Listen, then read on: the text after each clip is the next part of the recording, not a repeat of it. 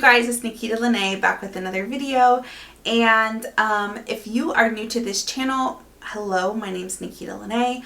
I post content about my journey of being a nurse and an Air Force veteran and a mom.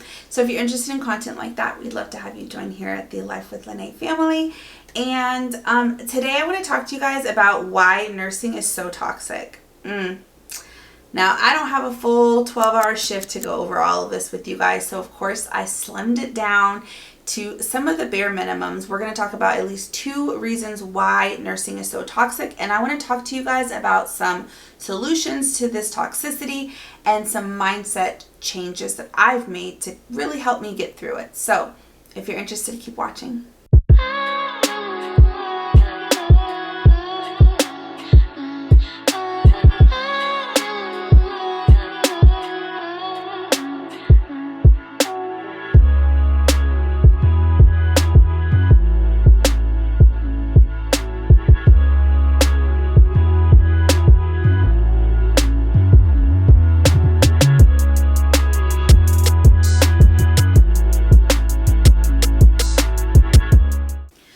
Obviously, I can't get into all of the details of why nursing is toxic because this video would be like a 12-hour shift. But I do want to hit on 3 main points in this video, as well as, like I said, some adaptations and mental mind hacks of getting through the toxic culture. So the first toxic thing I want to talk about is how the hustle struggle mentality is kind of embedded in us in nursing, and it starts in nursing school. So I know most of you, if you are a nurse or if you're in nursing school right now or thinking about becoming a nurse, you've already heard about how incredibly hard it is to become a nurse. And I think a lot of that is, quite frankly, because the nursing schools make it hard. Now, don't get me wrong, becoming a nurse, the curriculum itself is very difficult. Ripley's, believe it or not, did a study that showed that the BSN, Bachelor's of Science in Nursing, is the hardest degree to obtain in this country. So I give that credit, and of course I'm very proud of myself for having one, but there are so many additional hoops that you have to jump through in nursing school, things that they make so much harder than they need to be, starting with the fact of you get kicked out of nursing school for failing more than one class. And obviously we want to understand the information. It's imperative that we understand the information, but to be quite frank, you know, a lot of these classes that we're forced to take in nursing school, they don't even directly correlate with our careers as nurses. And the fact that you can fail by less than 1% and get kicked out of nursing school is insane. I myself have failed nursing courses, and when I failed Med-Surg 1, you guys, I failed by like 0.05 or something ridiculous like that. Could you imagine getting kicked out of your nursing school after you literally had to take all these prerequisites that almost equate to an entire associate's degree just to get into nursing school, just to get kicked out because of less than 1%? On top of that, they make nursing schools so incredibly competitive. Like, you would think that we're not in a nursing shortage already. Like, why do they make things in nursing school so much harder than they need to be? I think a lot of it is just to embed that hustle culture and the struggle culture into us as nurses, because we become mentally conditioned to think that everything about nursing is supposed to be hard. And if you're not struggling, are you even a nurse? So it kind of like trickles over like a snowball effect. After nursing school, you're so stressed out and used to being overly stressed that it just rolls right into the beginning of your nursing career, where you start doing internships and things like that, where the stress just continues and continues and continues. And it's just so unnecessary. Lastly, on the topic of the hustle and struggle mentality is how these hospitals play us, you guys. Now, I know that prior to the pandemic and everything that happened, there was already a nursing shortage that was advertised. And to be honest, a lot of that nursing shortage was not even a real nursing shortage. It was the fact that hospitals do not want to have to pay nurses. So instead of hiring the adequate number of nurses to run a unit and to run the hospital, they would much rather operate under lower amounts of nurses, because that's less nurses they have to pay, and just expect us to do more. Now, that even got worse since after the pandemic, because we really showed that we were able to do so much more with so much less. And we were able to save so many lives and work through an entire pandemic with less supplies and less manning. And a lot of our teammates, a lot of other healthcare professionals were sick and passed during the pandemic. So we were all working and doing more with less. But unfortunately, any time that we step up to the plate and we get stuff done and we're able to accomplish what seems impossible with a lower amount of manning, the hospital's only like, yes, great job. And they now take what used to be this impossible standard and they make that the new baseline. That's now the new norm. I'll give you an example. It used to be in the ICU, you were always 2-to-1. That was the nurse to patient ratio. Because in the ICU, you're dealing with very critically ill patients and you have to really have eyes on them. There are medications that patients are on in the ICU. If that medication is off for longer than 5 minutes, that person can die. That's pretty critical. But now, because nurses have worked under such stressful environments with terrible manning and staffing, and they have managed to make a miracle happen of managing the care of 3 patients to 1 nurse in the ICU, that has become the new norm. And hospitals would rather run in these unsafe conditions than to actually hire new nurses. And this hustle mentality that we have been taught, that has been snowballed from our nursing school experience, has just turned into our everyday, where we are literally running like crazy. And it's not fair, and it's also not even just not fair to just us, but it's really not fair to our patients, especially because nurses are really known for the bedside manner and for the extra care that we put into taking care of our patients. And we're really not able to do that when we're operating at these really high stressful environment, very low manning and staffing. It just makes it difficult for us to actually give the attention to our patients that we need to. And it becomes very unsafe both for us and for the patients. All right, so next I'm going to talk about, is nursing a calling or is it just a job? So as once again, while we were in nursing school, we're kind of given this higher level of understanding of nursing, and we talk a lot about Florence Nightingale and the first nurses that became nurses, and the conditions that they worked under and the stress that they were under, and how they really were martyrs. They sacrificed themselves to save lives. And unfortunately, we're kind of put in this predicament where we're told like nursing is a calling, and if you're in this field, you have to be like some kind of saint, or more recently, superhero, to really want to sacrifice your life and your well-being to take care of others.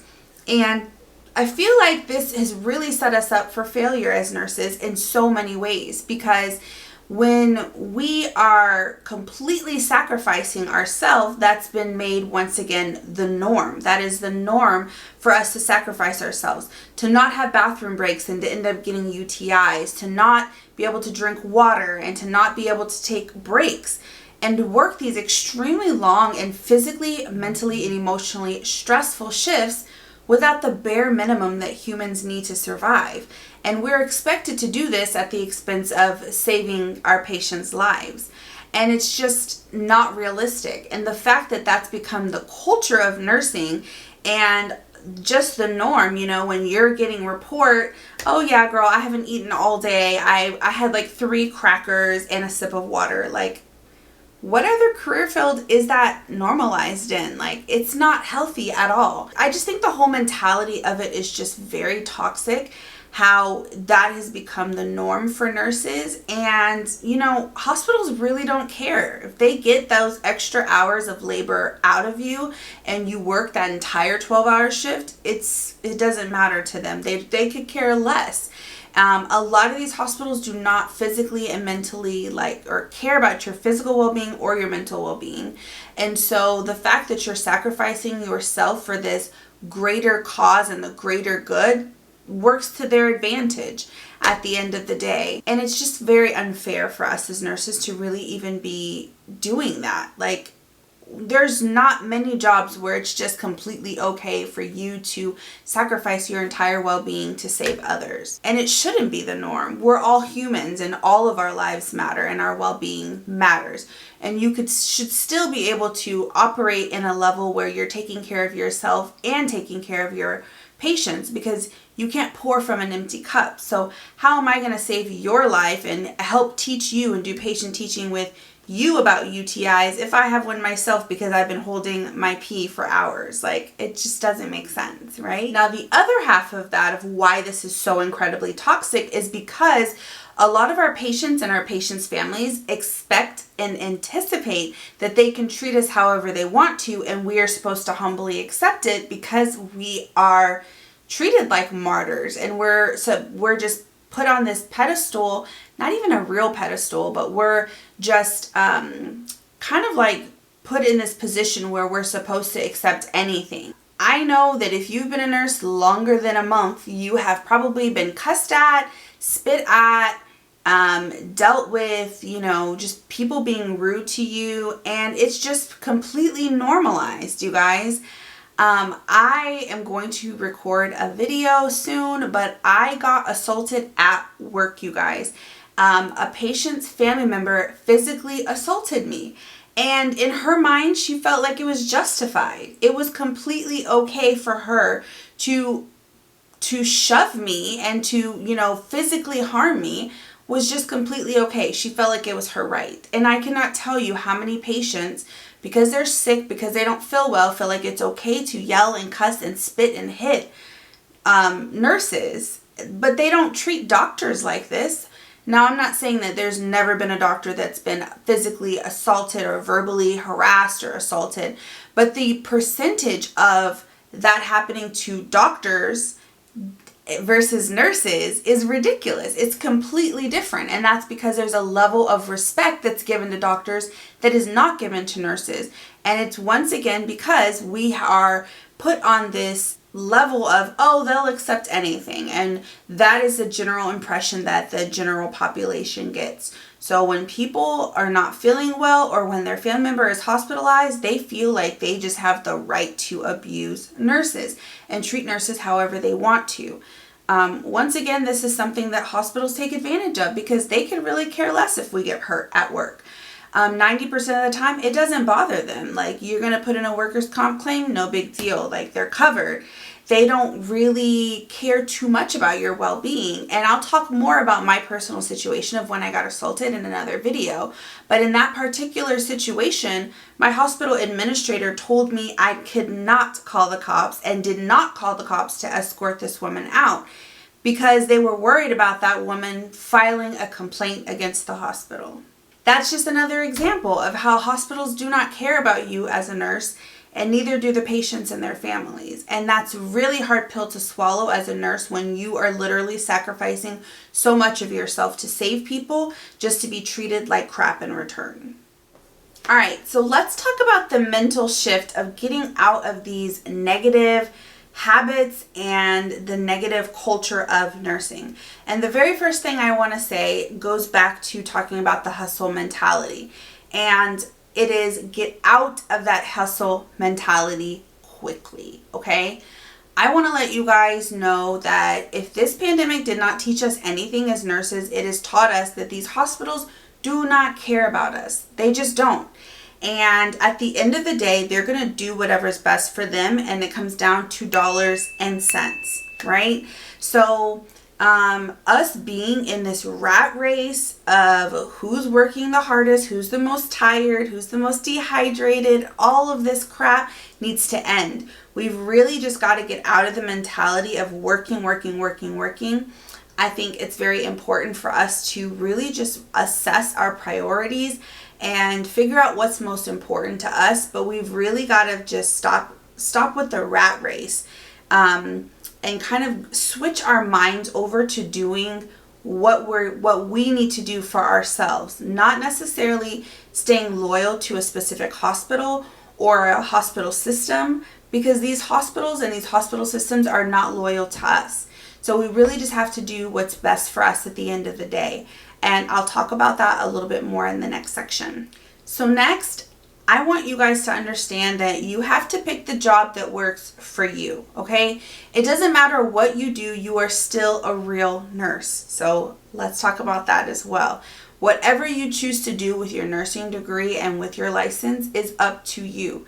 So there is no right or wrong, there is no good or bad. It's whatever fulfills your needs and your desires and whatever makes you feel fulfilled in general, right? There are so many options when it comes to nursing, you guys, and that's like the best part about getting a nursing degree is the flexibility and the options. Now, we are not stuck at bedside nursing. It's not the only thing that we can do. But if you choose to do bedside nursing, there are even options within that. You don't have to work full-time at a hospital as a staff nurse. You can do travel, you can do per diem nursing, you can do PRN at a hospital. There are options for you. You're not stuck in one specific position.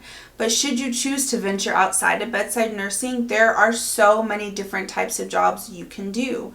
You can work at a school and be a school nurse. You can be a summer camp nurse.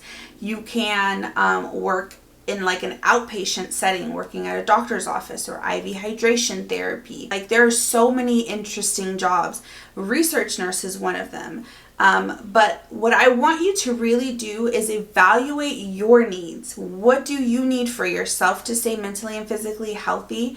What does your family need? What works best for you? Do you have kids that you need to pick up and drop off at a certain time? And maybe working 8-hour shifts would work better for you. Evaluate that. Sit down. Think about it. Write it down. Because I guarantee you, whatever it is that you need for yourself, for your mental and physical health, and to maintain your family and your work-life balance, there's a job out there for you. So do not feel obligated to stay at a specific hospital, and don't feel obligated to stay in the specialty that you're in now, especially if you're not happy. If you're not happy, this is your sign, sis or bro. Get out of that job that you're in and go find whatever lights your soul up and whatever works best for you. If it's not 12-hour shifts, go find a job that's 10-hour shifts or 8-hour shifts. Or go find a job that's a work from home job so that you have the time and the flexibility to cook and see your kids off to the bus before you sit down to work. Whatever it is that you want or need, I guarantee you it's out there.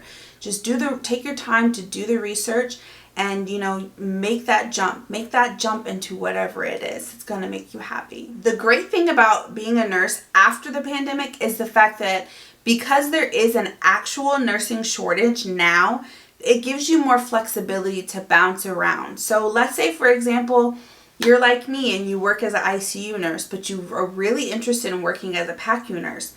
Back in the day, you used to have a certain amount of experience. They would want you to have 2 years of nursing plus 2 years in your specialty plus 2 years of this, blah, blah, blah. It's not that hard to switch over nowadays. It's so much easier.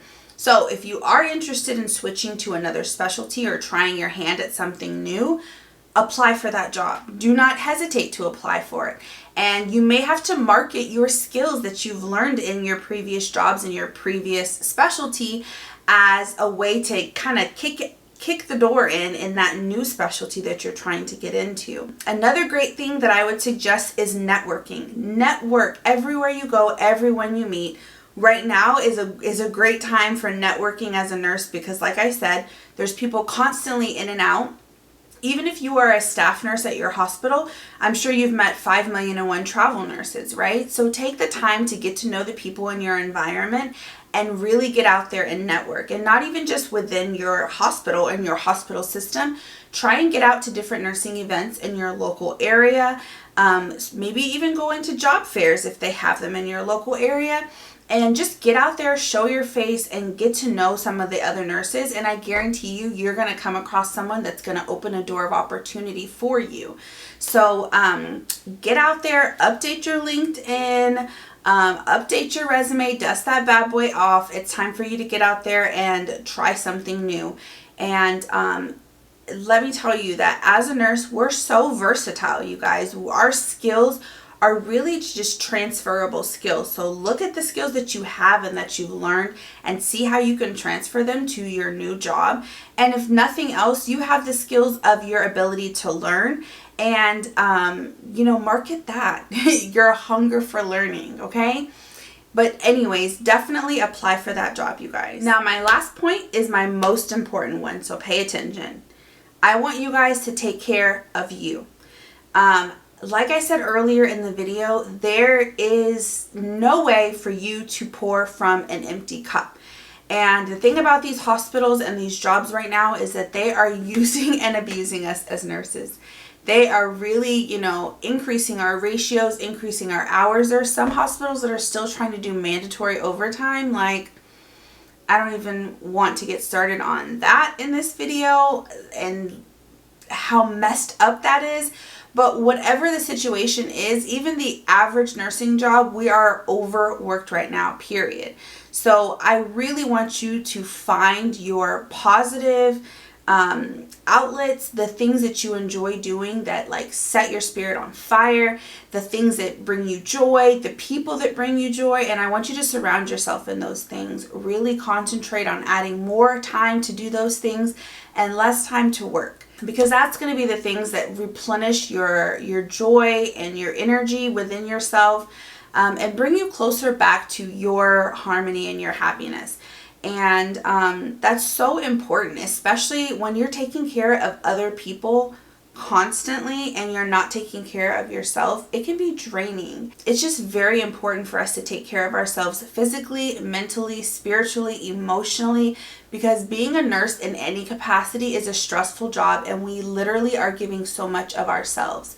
So please, whatever you do, please find the things that make you happy, that bring joy to your life, and please do them more often.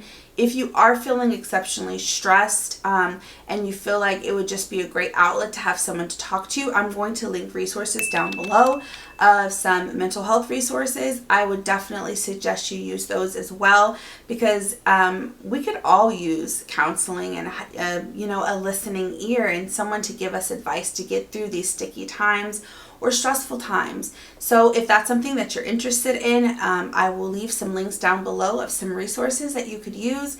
And as always, you guys, I'm so grateful for each and every one of you joining me here on my journey as a nurse. And I appreciate each and every one of you. And until next time, bye.